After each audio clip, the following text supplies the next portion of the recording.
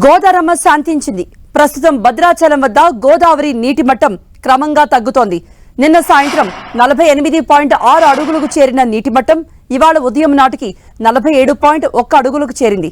దీంతో భద్రాచలం వద్ద రెండవ ప్రమాద హెచ్చరికను అధికారులు ఉపసంహరించుకున్నారు. అయితే భద్రాద్రి కొత్తగూడెం జిల్లాలో గోదావరి నది పరివాహక ప్రజలు అప్రమత్తంగా ఉండాలంటూ సూచించారు. భద్రాచలం నుండి వరద నీరు దిగువకు ప్రవహించడంతో పోలవరం ప్రాజెక్టు స్పిల్వే వద్ద నీటి మట్టం భారీగా పెరుగుతోంది. పోలవరం వద్ద గోదావరి నీటి మట్టం 22,987 మీటర్లకు చేరుకుంది. దీంతో ప్రాజెక్టు స్పిల్వే 48 గేట్లు ఎత్తివేసి 10 లక్షల క్యూసెక్ల వరద నీరు దిగువకు విడుదల చేస్తున్నారు. అయితే గోదావరి వరద తగ్గినట్టే తగ్గి మళ్లీ తగ్గడం జరుగుతూ ఉంది. భద్రాచలం వద్ద ఈ నెల 23వ తేదీన 51.6 అడుగుల గరిష్ట స్థాయికి చేరింది. అనంతరం తగ్గుముఖం పట్టి బుధవారం 45 అడుగులకు చేరుకుంది. గురువారం ఉదయం నుండి వరద మళ్లీ పెరుగుతోంది. సాయంత్రం 7 గంటలకు భద్రాచలం వద్ద గోదావరి నీటి మట్టం 48.6 అడుగులకు చేరుకుంది. తాజాగా శుక్రవారం ఉదయం 47.1 అడుగులకు చేరింది. ఇటు వేలేర్పాడు మండలంలో సుమారుగా 30 గ్రామాలు జల దిగ్బంధంలో చిక్కుకున్నాయి.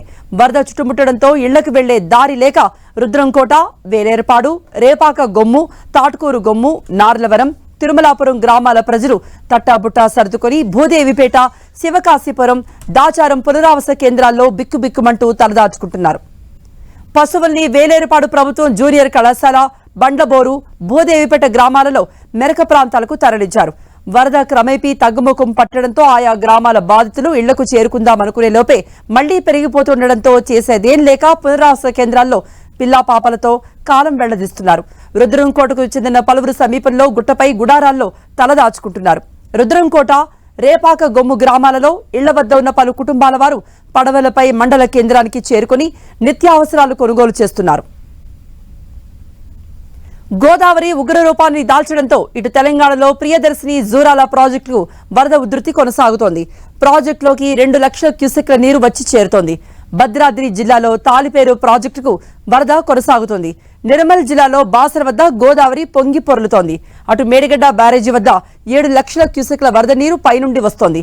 మరోవైపు ఏపీలో గోదావరి తీర ప్రాంతాలైన కుక్కునూరు, వేలేర్పాడు మండలాల్లో ముంపురకు గురయ్యే ప్రాంతాల ప్రజల్ని సురక్షిత ప్రాంతాలకు తరలించాలంటూ అధికారులకు కలెక్టర్ ఆదేశించారు.